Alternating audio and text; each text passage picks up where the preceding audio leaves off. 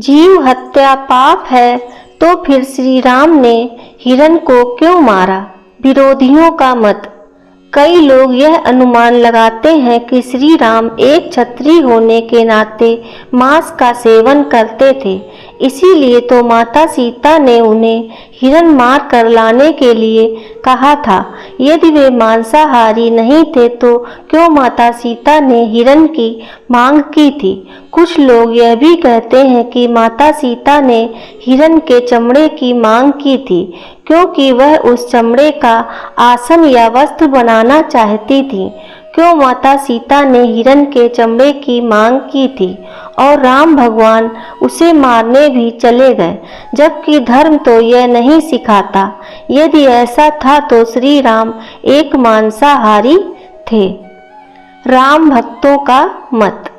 श्री राम एक सन्यासी और वनवासी थे, परंतु प्रभु श्री राम लक्ष्मण और माता सीता अपना राजपाट और राशि वस्त्र सभी को त्याग कर वन गमन कर गए थे। उन्होंने सन्यासियों के वस्त्र को धारण कर लिया था। वे सभी ऋषियों के आश्रम में रहे थे। वहां इन्होंने ध्यान और तप किया। बाद में वे दंडकारण्य में रहने लगे, फिर पंचवटी में कुटिया बनाकर रहने लगे। उन्हें किसी मृग की चमड़े की कोई जरूरत नहीं थी, क्योंकि वे शुद्ध सात्विक और तपस्वी वाला जीवन व्यतीत कर रहे थे। यही वचन उन्होंने दशरथ जी को दिया था। आपने कभी देखा है किसी कुटिया में किसी ने पशु की खाल लटकाई हो? दूसरा, भारत में मैदानी इलाकों में और दक्षिण भारत में कभी भी पशु चर्म का वस्त्र बनाने का प्रचलन नहीं रहा है। पशु चर्म को कपड़े के समान प्रयोग करने का प्रचलन केवल बहुत ठंडे या बर्फीले इलाकों में ही किया जाता है। आपने शिव जी के चित्र इसी वेशभूषा में देखे होंगे, लेकिन कोई भी वैष्णवी चर्म का प्रयोग नहीं करता। तब सवाल उठता है कि श्री राम ने हिरण को क्यों मारा? असलियत यह थी कि माता सीता ने श्री राम से हिरण को मार कर लाने के लिए नहीं कहा था, बल्कि उसे पकड़कर लाने के लिए कहा था। सुनहरी हिरण के बच्चे को देखकर जंगल में अकेलेपन को दूर करने के लिए माता सीता ने श्री राम से उस बच्चे को पालने की इच्छा जाहिर की थी। प्रभु राम ने उस समय सीता को समझाने का प्रयास किया कि इतना छोटा बच्चा अपनी माँ के बिना कैसे रह सकता है, इसलिए ये हठ छोड़ दो। किंतु तब सीता माता बोली, ठीक है, जब तक इसकी माँ नहीं आती तभी तक तो इसको रख सकते हैं। ऐसे में स्त्री हठ के सामने हार कर प्रभु श्री राम उस हिरण को पकड़ने उसके पीछे दौड़ते हुए चले गए। जब दौड़ते हुए वो हिरण एकदम से कभी दिखाई देता और कभी गायब हो जाता, तो प्रभु श्री राम समझ गए कि यह कोई मायावी है। यही सोचकर उन्होंने तीर निकाला और उसका वध कर दिया, यानी मायावी जानवर ही उसका वध किया। चूंकि प्रभु श्री राम विष्णु के लीला अवतार थे, इसलिए पहली नजर में उस मायावी राक्षस को देखने के बाद भी सामान्य पुरुष की भांति जब तक उसने अपनी माया नहीं दिखाई तब तक उसे एक छोटा सा हिरण ही समझते रहे और सीता माता की बात मानकर उसके पीछे दौड़ पड़े। वे सब कुछ जानते थे, लेकिन यदि वह ऐसा नहीं करते तो आगे की लीला नहीं होती। अतः प्रभु राम का आकलन मानवीय दृष्टिकोण से करना त्रुटिपूर्ण है। अब सवाल उठता है, क्या श्री राम क्षत्रिय होने के नाते मांस खाते थे?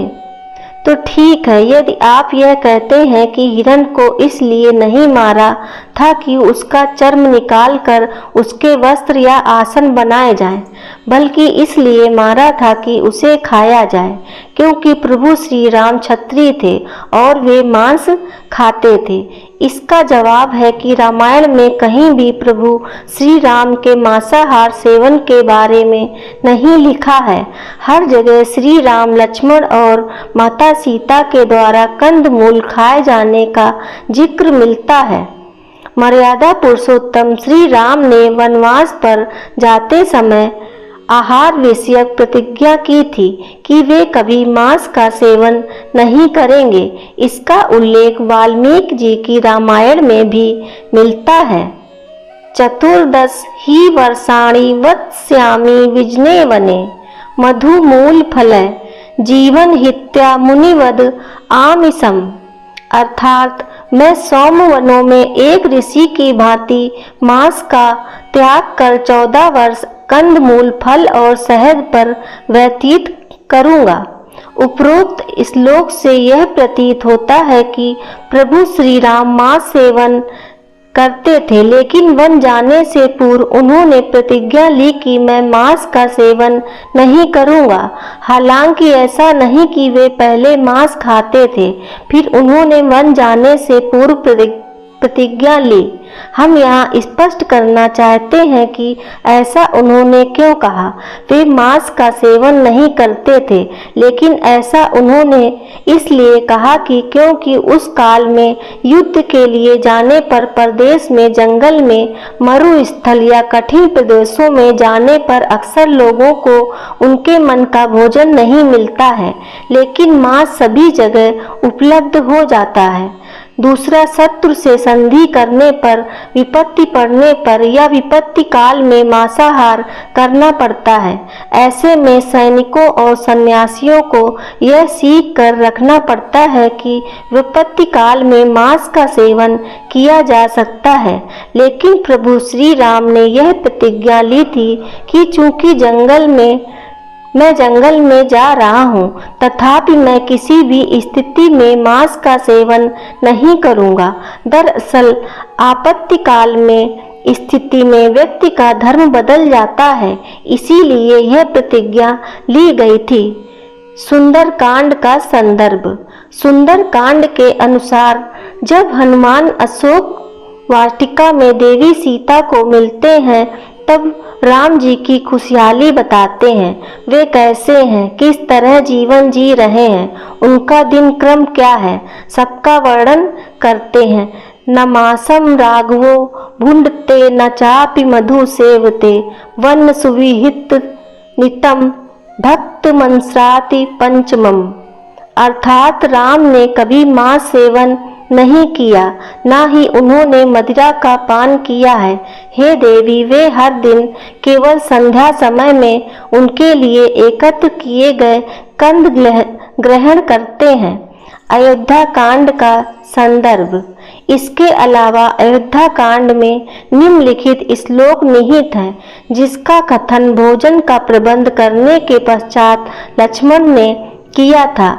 अयम कृष्णः समाप अनगः श्रुतः कृष्ण मृगो यथा देवता देव समकास यजस्व कुशलो ही असि, अर्थात देवोपम तेजस्वी रघुनाथ जी, यह काले छिलके वाला गजकंद जो बिगड़े हुए सभी अंगों को ठीक करने वाला है, उसे पका दिया गया है। आप पहले प्रवीरता से देवताओं का यजन कीजिए, क्योंकि उसमें आप अत्यंत कुशल हैं। जय श्री राम।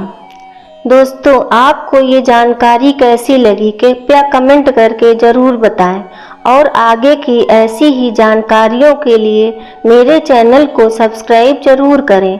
धन्यवाद।